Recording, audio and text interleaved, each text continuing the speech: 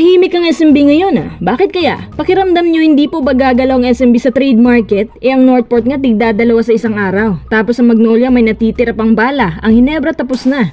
Ano kayang ibig sabihin nito na naging mahihain pa yata ng konting SMB? Sa tatlong SMC teams, sila na lang kasing inaabangan ngayon. Ayon kay PBA Insider, may rumors ngayon ng SMB, pagdudukutan na naman ng Northport na paborito nilang source.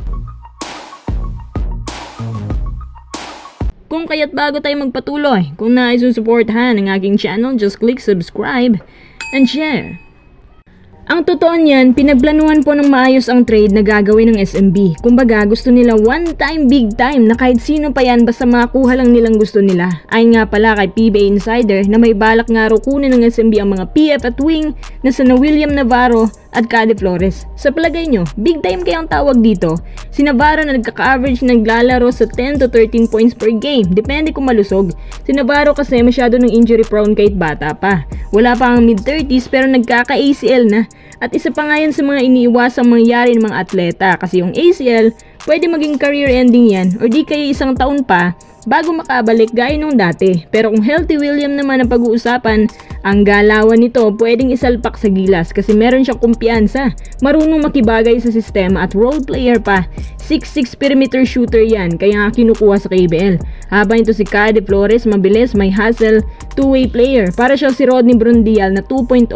May pagkakahawig din kay Brian Heruela. Itong si Cade Flores, kung alam lang ng Northport kung paano siya utilize, malayo mararating nito. Nagkaka-average na naglalaro sa 12 to 14 PPG. Itong dalawa talaga pagsasabayan, grabe no? Ito naman ang malaking tanong, sino ang kapalitan nila? Ang sabi ni PBA Insider, puro guards daw ang kukunin nila. Kung sa bagay, loaded din sila sa backcourts ngayon. Para kung sino-sino nilang kasing kinukuha nila.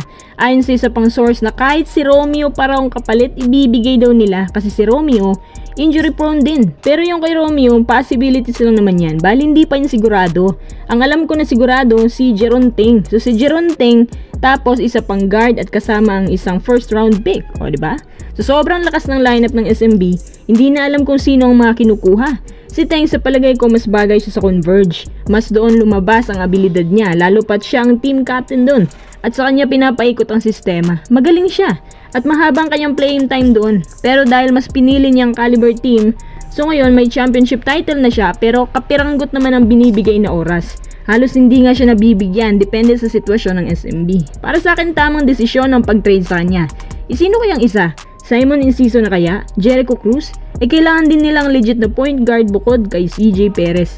Sa lakas na taglay ng SMB, kailangan nila ng malubha ang mga role players, hindi yung mga players na magaganda ang stats ng mga one-on-one players. Simula nung nawala ng Death 5 at literal na nabago na talaga ang core, nagkakaproblema na sila sa chemistry. Naniniwala din ako na sa ganitong paraan, kinain ng SMB kaya natalo sila sa Meralco. Medyo hindi balanse, minsan bumabara-bara na lang. Wala silang masyadong athletic players, hindi gaya ni Arwin Santos na isang import stopper pa. Maayos naman si Cade Flores at William Navarro para sa SMB. Pero sa palagay ko rin, hindi magtatagal sila dyan. Ibang hinahanap ng SMB.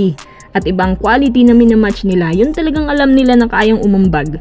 Pero para sa inyo mga kois, ayos ba kung kunin nila si Navarro at Flores? At sa palagay nyo din, sino kaya yung isang guard na magiging kapalitan ng mga ito?